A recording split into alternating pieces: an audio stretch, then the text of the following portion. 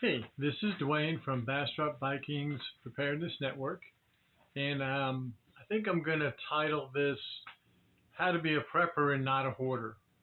I got a question on Facebook about storing all the many things that we have without having it get out of hand. How do you find the room to do it? So what I'm going to do is I'm going to do a short three-part video. I'm going to list a few general practices that we found useful. I'm going to give you a list of some helpful tools, and I'll show that list. You'll be able to pause the video if you just want to copy that to give you some ideas. And then maybe I'll give you a brief show and tell, show you a few things that we did that help us. So first thing is some helpful practices. Number one, the difference between a hoarder and a prepper, I think, is basically organization. And that's an ongoing task.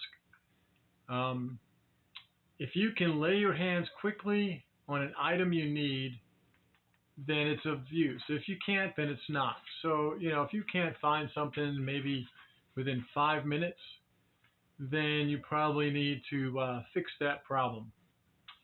Another helpful thing would be to keep like things with like things. Try to keep, canned goods that are of a certain age in one spot, soaps, detergents, all that kind of stuff in another place, so you're not scattered all over the place. I think having fans, air conditioning might be good. Make sure, if nothing else, you've got some good circulation. And this can be really overwhelming. It is for us. So sometimes when things get a little out of hand and you're looking at this massive pile of stuff and you're trying to figure out, man, I can never fix all this and get it straightened out. What I do is I just think of it as eating the elephant one bite at a time. Okay, so you just focus on that small task at hand. You ignore the rest of the disaster, and eventually you can work your way through it a lot quicker than you might have thought you could. Next one would be to think of organization as like a giant puzzle. You want to see how much you can fit neatly into the space that you have to fill. Okay.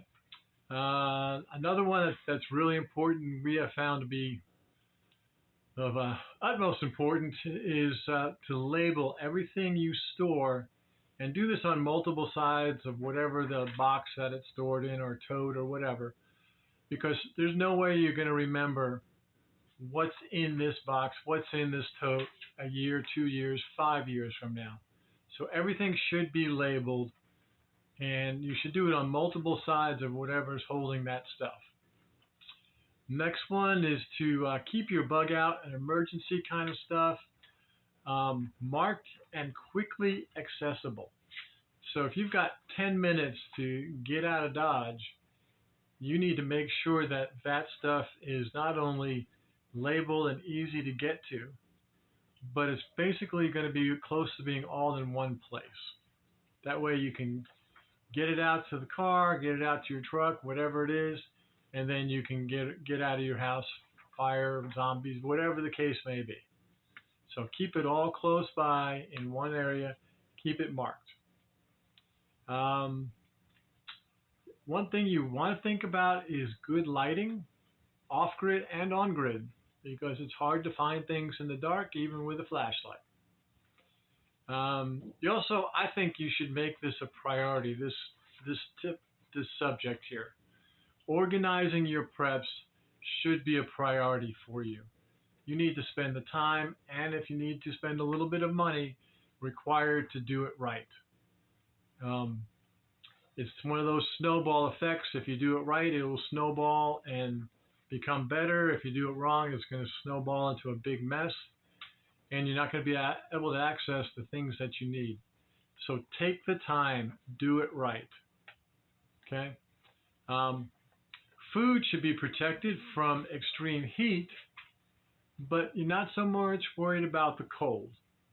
Okay? So, a lot of things, corns, grains, whatever you're storing in your 5-gallon buckets, as long as it's not in glass and that's liquid or whatever, extreme cold, even freezing cold, is not a problem. In fact, it can be a benefit because it can help kill things, little bugs and stuff.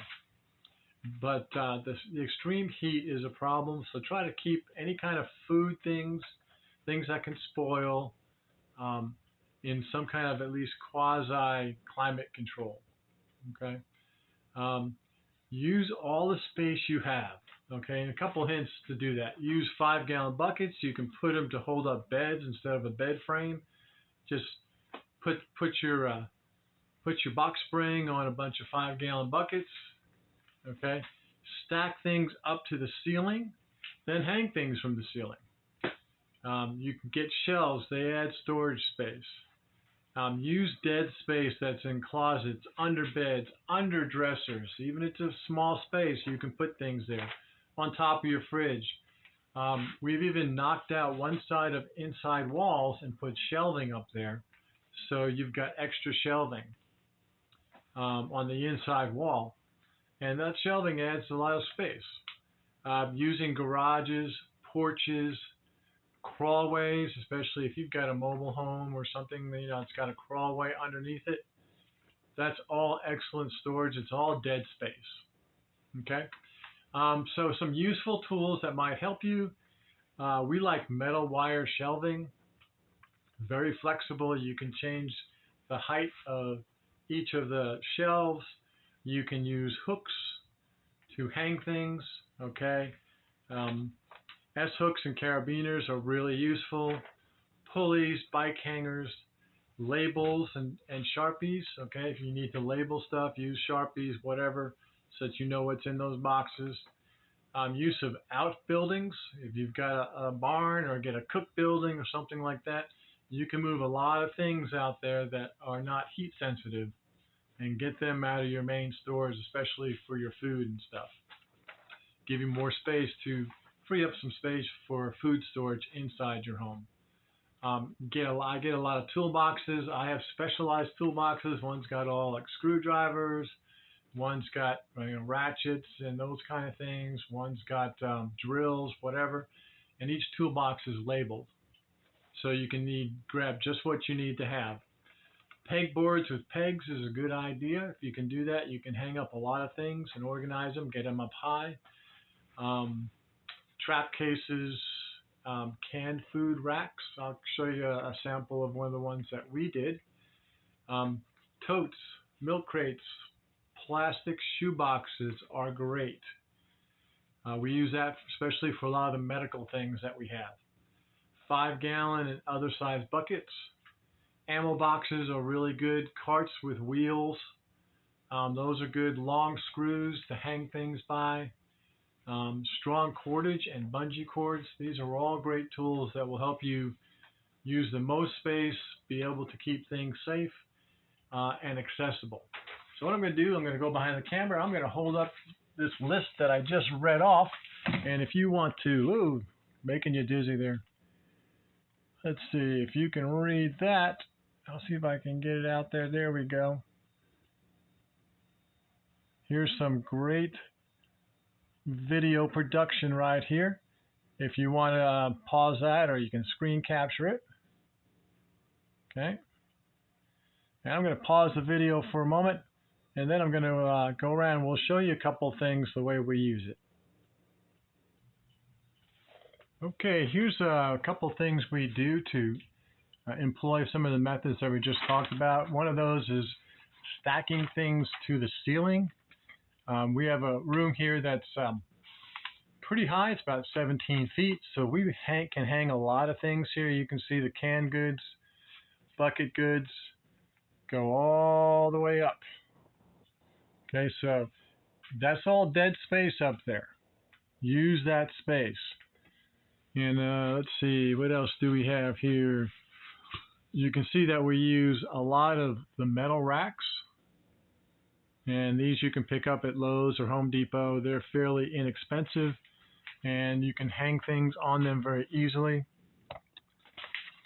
One of the things that we have for our tools is you can even, if I can get my camera to get back here without making you too dizzy, you can see even behind the toolboxes we have things hung. You can hang S-hooks from these spots here and you can hang lots of stuff.